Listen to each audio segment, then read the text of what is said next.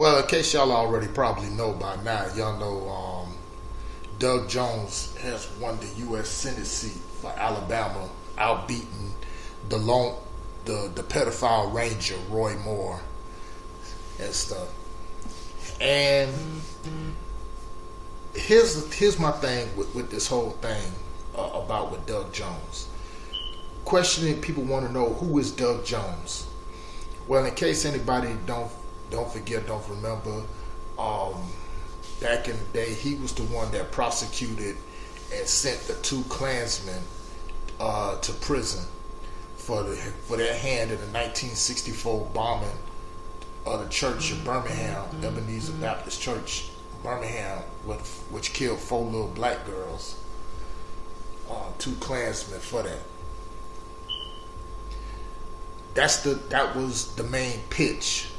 Was enough for them to get blacks, get African Americans in Alabama to go ahead and turn a state, a territory that remained red in the GOP, went from a ruby to a sapphire, per se. Now, picture what I got here. You see Doug Jones right here, and the biggest thing about it is that, he's got, he heavily courted the black vote. And, and I read across like 7 articles a day where they mentioned, black women saved America, or black women are the reason for this and that, everything. And then here you got this mammy right here. I'll talk about her later, but y'all know that's Cory Booker there in the back, heavily courting the black vote. But here's the thing, my problem with this. It doesn't matter, and I said this, Jason Black has said this, and Professor Black Truth has said this, as well as Nicole View has said this. We should not be celebrating those symbolic victories. Okay? The Klansmen that he prosecuted back then, those were sacrificial lambs to lead to this. Because whether it be Roy Moore, who a cracker I don't give a shit about, or this guy, either way, we still gonna be screwed. Because see, he just courted it enough for him to get in the office, and he ain't gonna be no different, and ain't gonna do much. Watch what I tell you. Watch exactly what I tell you. But we all said it just like this. See, when it comes down to white supremacy, that white supremacy gonna position themselves at all and every angle. So it doesn't matter what the situation would be. The outcome is they gonna win across every board. And if you think I'm lying, look at this.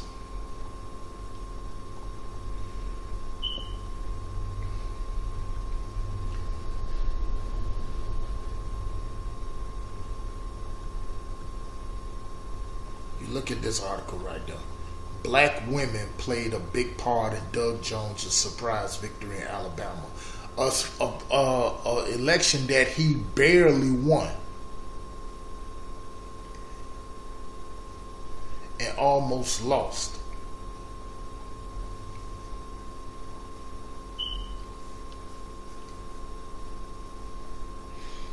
That's what I'm talking about when it comes to that. Now, let me just read it right to you with this. Increased turnout among black voters, particularly black women, fueled Democrat Doug Jones' stunning victory in Alabama's Senate special election on Tuesday, demonstrating how crucial they are to the party's base. Now, there you go right there. Now, according to an exit polls, an astounding 98% of black women who cast ballots voted for Jones, as did 93% of black men. Now, you see this? See how the media, even HuffPost, even them, I fought them too. You see how they saying black women or just black women? They didn't say black men. Well, they did now, but but why not say black people? They're using the tactic, media using the oldest tactic in the book to ability to divide and conquer. Let me continue. Now, while blacks typically voted overwhelmingly for Democrats, interviews by HuffPost prior to the election found many of African Americans in Alabama were not at all enthused by Jones's candidacy, and his campaign made some missteps in its outreach to them. But Democratic leaders were banking on intense opposition to Republican Roy Moore, known for his far-right views on an array of issues, spurring turnouts among blacks. Also, local Democrats made an extra effort to mobilize the black community to overcome the GOP-backed voter suppression mechanism. And see, like I said, to woo black voters, listen very carefully, to woo black voters, the Jones campaign highlighted his role as a prosecutor in the case against two of the Ku Klux Klan members responsible for the 1963 bombing of a black church in Birmingham, Alabama, that killed 4 African American girls. Mind you, I say, these were the ones too, also a couple of these chicks that Condoleezza Rice knew personally. Yeah, like I said, that Condoleezza Rice knew personally. Now, and in the campaign's final days, several high-profile black Democrats joined them on the campaign trail, including one of the big six and current and still 40-some years later, still buck dancing, Representative John Lewis of Georgia, another buck dancer, Cory Booker of New Jersey, and the chick I've told y'all about right here, as I showed y'all in the red. Her name is Terry Sewell, the sole Democrat among Alabama's 7-member House delegation. Now, you see how she got up there and, Jesus, mouth gaped open, wide open like an alligator snapping turtle, you know? I'm like, come on. I mean, whoever took that picture knew it. Jim Watson via Getty Image. See, that's the portrayal how they want to see us. Jim Watson, I know that's a cracker anyway. That's a peck of wood anyway. So, you know, this is the foolishness right there. You know, that's the only thing they rolled up on when it come down to Judge Jones. Well, you know, he prosecuted a couple of Klansmen.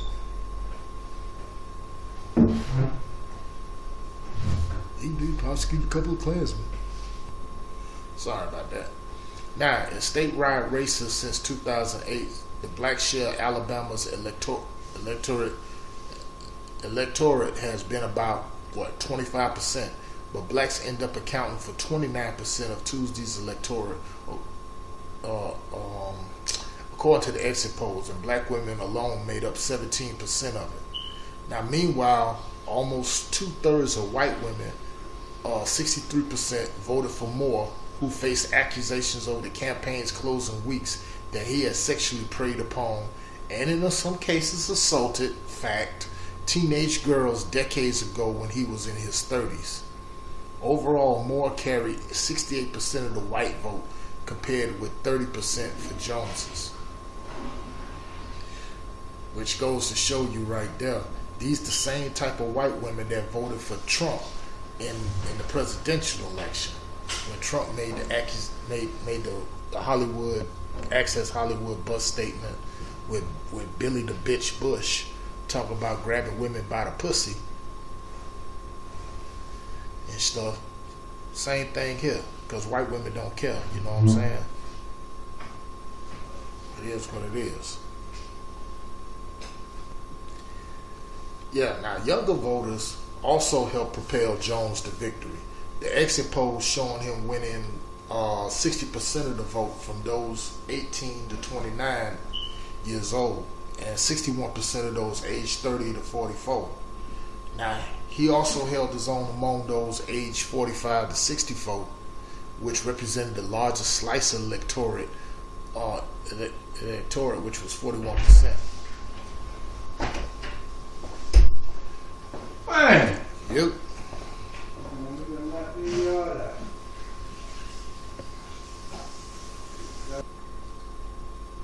Now, Jones won 45% of those votes, of these voters, more 51%. Now then,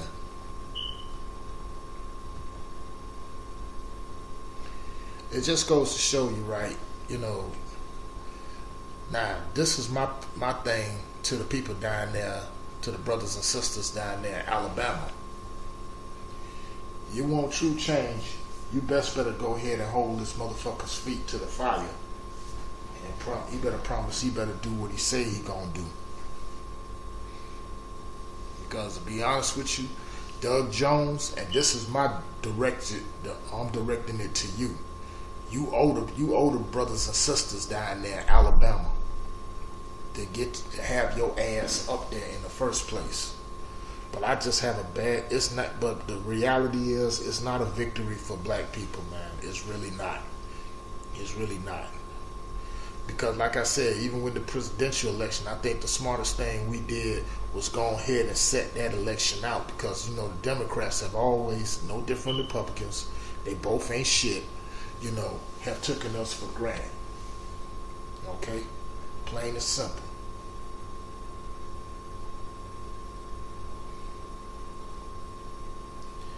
But I just got a feeling, I just got a bad feeling about this. But, you know, I just got a whole bad feeling about it. That he ain't gonna do nothing no different than the pedophile ranger would have did. Okay? Think about it. Shoot, when Obama's second term and all that, did he resolve any of the issues like the the shooting and the murders of unarmed black people by these race cowards pretending to be law enforcement officers, along with the punk ass DAs and these cowardly judges that's idiots that sit up in the judge's chamber? No. Did he resolve the fact of the water poisoning that's been going on in Flint, Michigan since 2014? No. Okay?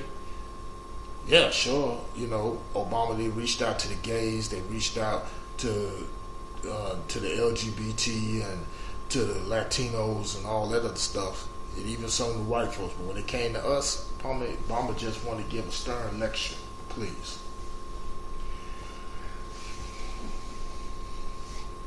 You know, like I said, and I even feel pretty embarrassed to even voted for him the second time round.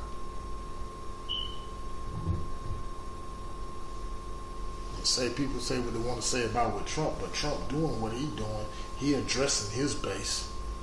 He a clown and an idiot, but yeah.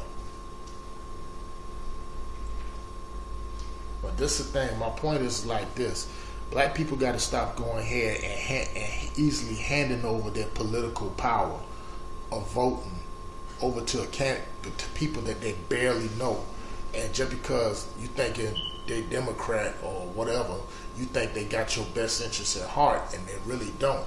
Left wing or right wing, they're still part of the same dirty bird, same dirty ass pigeon. And when a pigeon fly over you, they shit on everybody.